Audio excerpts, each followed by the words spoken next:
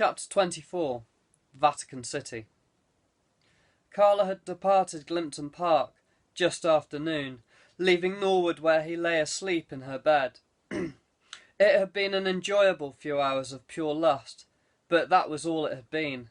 She took great pleasure in their encounters, but she wasn't the type to have lasting relationships. She saw men, and occasionally women, as playthings, and once she'd had her fun, she would just throw them away. Carla's plane to Rome would leave from Oxford Airport at 4.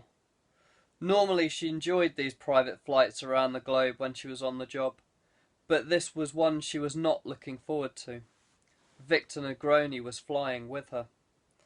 The man could be a bit of a lech, so she had decided the best policy was to ignore him. At least the flight wasn't a long one, and she might just be able to resist the urge to throttle the odious little man. The man did have his uses, especially when it came to contacts within Rome and the Vatican. She was sure it would not be long before she managed to seduce one of these contacts and use her persuasiveness to gain access to the Archivum Secretum Apostolicum Vaticanum.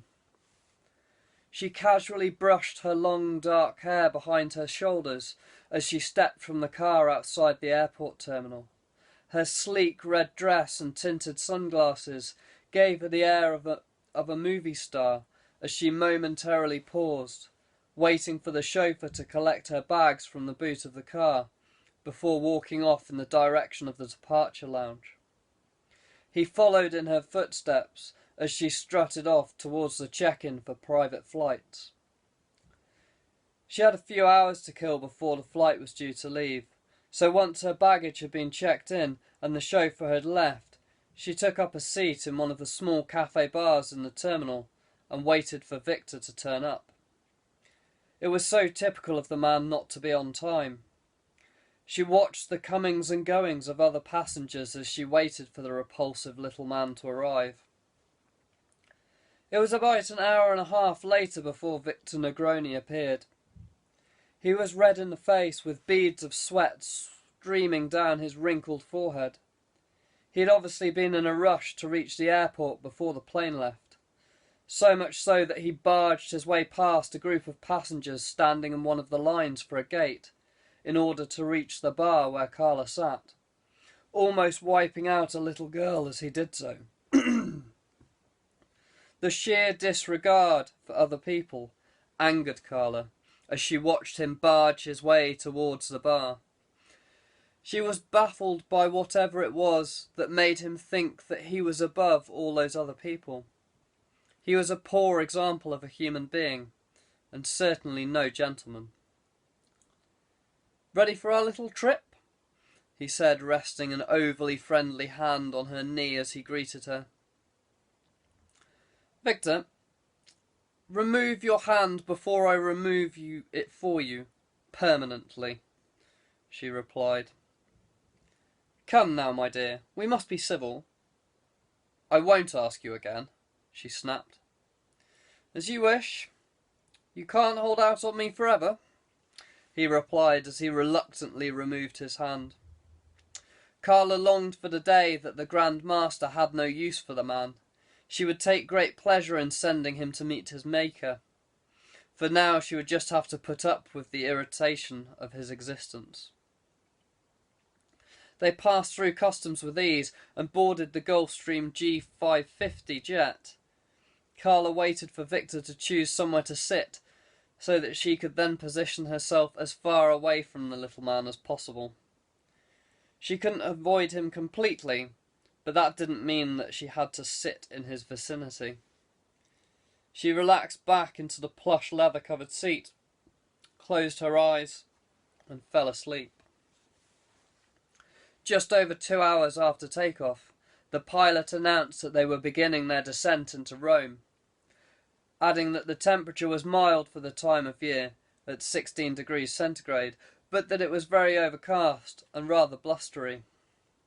The plane made a perfectly smooth landing despite a 20-knot crosswind that pushed the plane around during the last few seconds before it touched down onto the tarmac.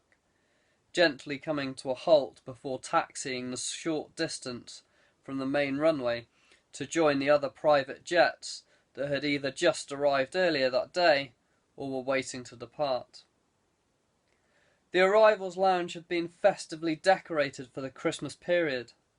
Glittering baubles, strands of tinsel, and a large assortment of fairy lights had been dotted around the concourse. All the passengers were greeted by the airport staff in the private arrivals area, who offered them a complimentary Christmas goodie bag and a glass of champagne, whilst they waited for their luggage to be unloaded from their planes. Carla and Victor did not have to wait long before the chauffeur that had been organised by Lord Norwood had finished loading the sleek black Maybach and was ready to take them to their respective destinations in the city. After dropping Victor off at his lavish villa apartment, the driver continued on through the busy streets of Rome before passing into the separate city-state of the Vatican. It was approaching 9 in the evening, and the streets were already fully under the illumination of their lamps by the time that Carla finally reached the comfort of Villa Magnolia Realis on the Via dei Fornaci, and could relax away from the wandering eyes of Victor. She was exhausted after the long night of passion followed by the day's travel, so she decided not to go out that night. Instead, she ran herself a hot bath with some herbal soaps and bath salts. Whilst her bath was running, she slipped out of her dress and put on a black silk bathrobe, walked into the next room, selected some relaxing classical music from the CD rack, and went back to check on the bath. Turning the taps off, she dropped the robe from her shoulders and stepped into the hot, soapy water. The water in the freestanding enamel bath gently soothed her aching muscles. Her mind began to drift off from the tiresome man that had vexed her so much during the day, and she began to feel at peace, almost to the point of falling asleep, as the sweet scent of the herbs gradually filled the room. Carla felt refreshed after spending the best part of half an hour in the bath, having washed away the dirt from the day. After toweling herself down and blow-drying her hair, she could think of nothing better than slipping in between the silk sheets of her bed and drifting off to sleep, ensuring that she would be totally rested for tomorrow, a day that would be the start of her next task, finding a way to access the Vatican vaults, something that she thought may prove to be problematic. Nevertheless, she would find a way. The sun had only just begun to stream through her curtains, when her sleep was rudely disturbed by the sound of the phone in her bedroom breaking her peaceful sleep. Hello? Carla speaking. Good morning, Miss Adams. I trust you had a peaceful sleep, the unmistakable voice said. Victor, have you any idea what time it is? About 6:30. Exactly, she replied and slammed the phone back down on the hook. She normally would have gone back to sleep, but she knew that the annoying little man had the persistence of a Jack Russell Terrier with a bone, and would probably ring her back once he thought it was safe to do so. Begrudgingly, she wiped the sleep from her eyes and set about making herself up for the day ahead. True to form, about half an hour later, the let rang back and explained that he had organised to meet up with a few junior members of the Vatican for coffee at about 11 o'clock, and that it was maybe a good opportunity for her to accidentally run into them. They may be persuaded to allow her access, or at least organise access, to the Archivum Secretarium Apostolicum Vaticanum. And you just had to ring me at 6:30 in the morning to tell me that. Honestly, Victor, sometimes you really have no sense of decency. Slamming the phone back down in a show of irritation, the sooner he had outlived his usefulness, the better, she thought, as she continued to sort through her clothes eventually picking out something that was fit for a chance meeting and hopefully would have the desired effect. The chance meeting turned out to be less than productive. Although the men were exceptionally taken with her and keen to see her again, none of them had the authority to give her direct access to the vaults, and it was abundantly clear to her, from what they had described, that the administrative process to apply for access was not just rather long-winded, but also extremely thorough. Something that she just didn't have the time for. She would have to find her own way to gain access, even if it meant breaking into the vaults. Carla spent the next few days watching the comings and goings of the scholars and professors that had access to the Vatican archives, until she had identified a man whom she was certain she could bend to her will.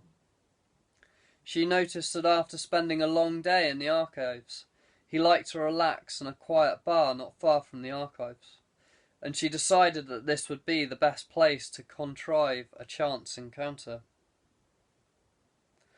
The golden shards of light softly bathed her skin as her long locks of hair cascaded over her shoulders. Her face was a picture of wisdom and passion, a look that didn't command affection, but gently beckoned, as Carla casually strolled into the intimate bar. Dylan had noticed the girl walk into the room as he nonchalantly sat at the far end of the bar, sipping his Sailor Jerry's and Coke. He didn't immediately get up and walk over. That wasn't his style. He finished his drink and ordered another, whilst he decided whether or not to engage the newcomer in conversation. He was generally quite shy, and if he had had £1 for every opportunity missed to talk to a member of the opposite sex, he'd probably be verging on being a millionaire by now. Not that he regretted those missed opportunities. He firmly believed that fate would one day instigate a chance meeting, and that he therefore did not need to force the issue. If it was meant to be, it would just happen. If it wasn't, then c'est la vie. Stuck in his inner thoughts, he'd failed to notice that the girl had taken up the seat next to him. It was only when he glanced up that his eyes met her gaze.